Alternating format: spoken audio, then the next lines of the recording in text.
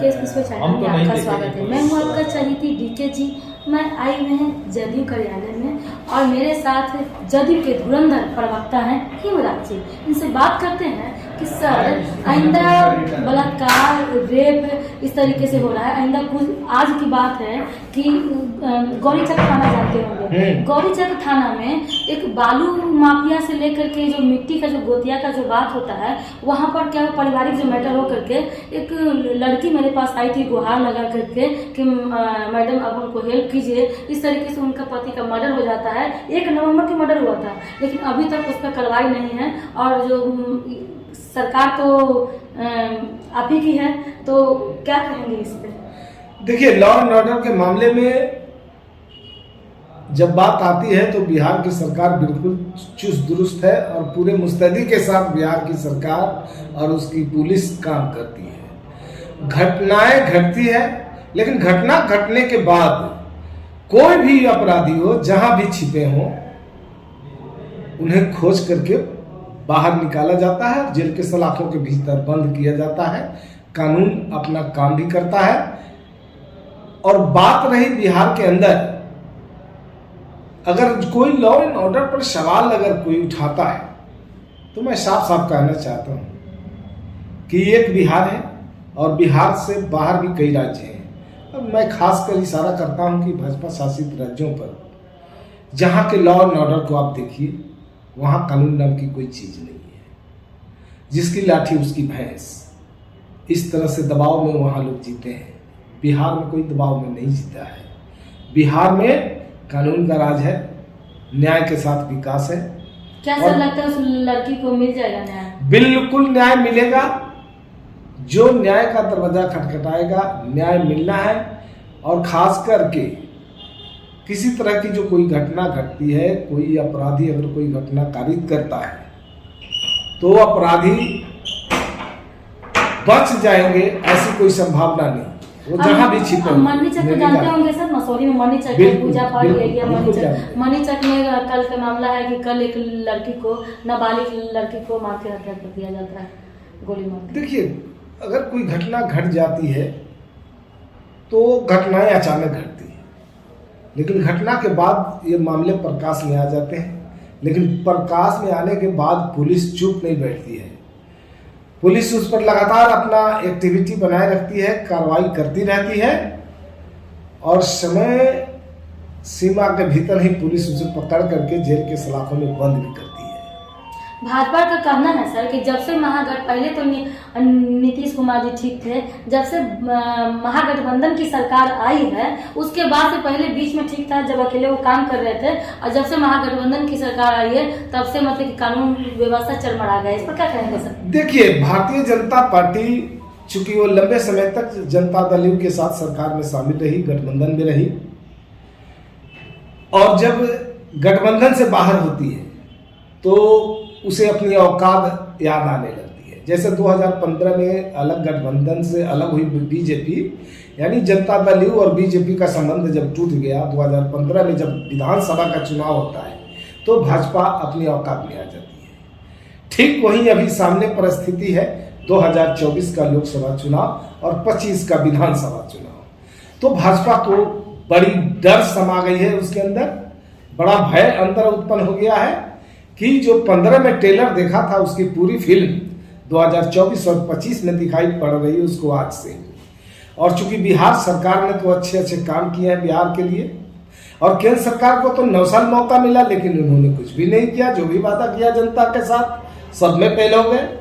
रोजगार के मामलों में, किसानों की आय के मामलों में, ये लोगों के खाते में 15-15 लाख रुपया देने के मामलों में, देश में लॉ एंड ऑर्डर और देश में जो संवैधानिक व्यवस्था है, लोकतांत्रिक ढांचा है, उस ढांचा को ही लोगों ने खत्म करने का कोशिश किया।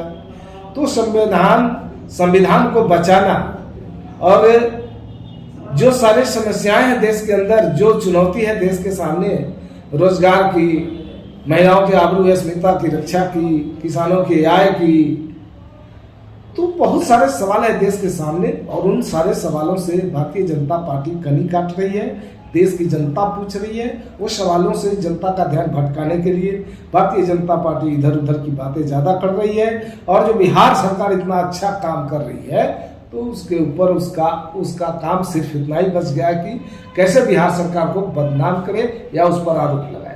सर बिहार सरकार कहती है बेटी बचाओ बेटी पढ़ाओ, तो आइंदा इतना दलितों के साथ से लेकर के आइंदा महिलाओं को उत्पीड़न का शिकार करना, दहेज को लेकर के महिला मतलब कि देखिए कि महिला थाना में आकर के देखिए कि पूरा भरमार पड़ा हुआ है। और आज का दुर्घटना तो यही दिखे कि उसके पति को मार करके आते, उसके ऊपर सिर्फ छोटा सा 7 साल का बच्चा है, बस उसके बाद वही कोई नहीं। वो उसका नैहर जो है वो गया में है, उसका जो मायके जो है गया में है, लेकिन गया से आप गौरी चक आना जाना उनको दिक्कत होता है, उनका भाई भी है, तो वही लोग कुछ सपोर्ट कर रहे हैं, लेकिन उनका तो ससुराल में ना सास है ना ससुर है, अब कोई देखने वाला उनका नहीं है।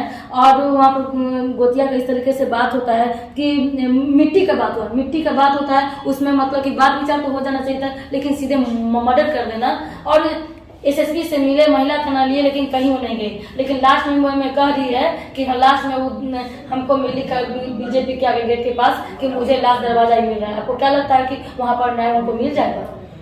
देखिए, मैं पहले भी कहा हूँ, अभी भी बोल रहा हूँ कि निश्चित रूप से उसे न्याय मिलेगा। और बात बिहार सरकार की और महिलाओं से जुड़ी हुई है। महिलाओं की तरक्की के लिए, महिलाओं के उत्थान के लिए, महिलाओं को हिस्सेदारी के लिए नीतीश कुमार जी ने बढ़ चढ़ करके काम किया है और महिलाओं को आत्मनिर्भर बनाने में भी बहुत अच्छा काम किया है। आपने सुना होगा कि कुछ ही दिन पहले भारत के दूसरे राज्यों के लोग आए थे बिहार में कि यहाँ महिलाएं आत्मनिर्भर कैसे हुई है, और जीविका दीदी के माध्यम से जो महिलाओं में आत्मनिर्भरता आई है, उस कार्यक्रम को देख करके दूसरे राज्यों के लोग या इंडोनेशिया यानी दूसरे देश के भी लोग आए थे। देश ने प्रशंसा किया था इंडोनेशिया के प्रतिनिधि ने कि बिहार में बहुत अच्छा काम हुआ है महिलाओं को आत्मनिर्भर बनाने के क्षेत्र में। तो ये जीविका दीदी के माध्यम से लोगों को ज़्यादा फायदा हुआ है। और दूसरी बात, सरकार भी महिलाओं को, चाहे वो शिक्षक की बहाली हो या बिहार पुलिस में बहाली हो, चाहे जिस विभाग में बहाली हुई है उसमें हिस्सेदारी देने का काम किया। और पंचायती राज के जो चुनाव हुए उसमें भी महिलाओं को जो है रिजर्वेशन दे करके ऊंचे ऊंचे पदों पर बैठाने का काम किए हैं नीतीश बाबू। तो इसलिए महिलाओं को तो आत्मनिर्भरता के लिए और महिलाओं को आगे बढ़ाने के लिए नीतीश कुमार जी का बहुत बड़ा योगदान है, ये चर्चित है। दूसरी बात मैं ये कह रहा हूँ कि महिलाओं में जो शिक्षा का स्तर बढ़ा, जो बच्चियाँ हमारी आज निकलती है हर घर से, आज हर घर में अगर बच्ची पैदा होती है तो आज लोग, पहले जो मनोवृत्ति थी लोगों की वो आज बदल चुकी है। आज लोग खुश होते हैं और कहते हैं कि आज मेरे घर में लक्ष्मी आई है और ये आगे बढ़ करके हमारे पूरे खानदान का नाम रोशन करेगी, बड़ा पदाधिकारी बनेगी, देश और राज्य की सेवा करेगी, तो उसको गर्व होता है। तो ये निश्चित इसके पीछे किसका योगदान है? नीतीश कुमार जी का ही योगदान है, उनके सोच का ये जो मैंने असर है। सर ये बोल रहे थे कि जैसे जीविका दीदी हो गई, आशा दीदी हो गई, ममता दीदी हो गई और आंगनबाड़ी दीदी हो गई, तो कुछ दिन पहले देखे थे विशाल धरना प्रदर्शन पर फोर्स के साथ में मारा पीटी किया गया था। और तो देखिए उन्होंने कहा था कि 6,000 में दम नहीं और 30,000 से कम नहीं, ये उनका। देखिए दरअसल कुछ ऐसी योजनाएं हैं जो केंद्र सरकार के परियोजना के आधार पर चलती है और राज्य सरकार का उसमें कुछ हिस्सा होता है कुछ कुछ योजनाओं में। तो राज्य सरकार अपना हिस्सा देने में कोई आनाकानी नहीं करती है, लेकिन केंद्र सरकार हमेशा जो केंद्रांश की राशि है उस राशि को देने में राज्यों के साथ भेदभाव करती है। उसके चलते कई समस्याएं उत्पन्न होती है। और बात रही राज्य सरकार की, राज्य सरकार तो चाहती है कि बिहार के अंदर जितने भी लोग काम कर रहे हैं, जितने लोग भी सेवा दे रहे हैं बिहार की तरक्की के लिए, जो जिनका योगदान हो रहा है उन सबको उचित जो है पारिश्रमिक मिले। और आपने देखा कि अभी कुछ दिन पहले भी कई नियोजित लोग थे जिनकी मानदेय को बढ़ाया गया है, उनकी सुविधाएं बढ़ाई गई है।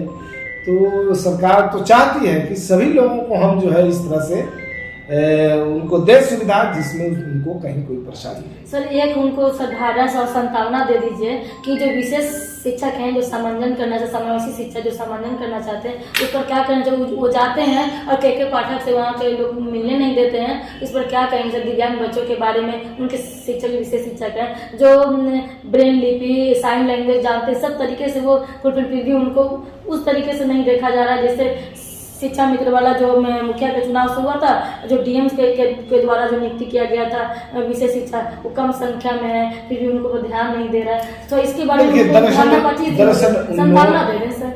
दरअसल उन लोगों को चाहिए था कि वो अपने विभागीय जो सचिव है जी, उस सचिव के पास प्रतिनिधि मंडल लेकर के समय लेकर के वो लोग जाएं और मिले और अपनी बातों को रखें। और मुझे पूरा विश्वास है कि वो अपनी बात अगर रखते हैं तो निश्चित रूप से उस पर आगे जो कार्रवाई होगी इन लोगों के हित में। चलिए बात कर रहे थे कि इन लोगों के जो कार्रवाई है, आप टीचर जो है आप निराश ना हुए।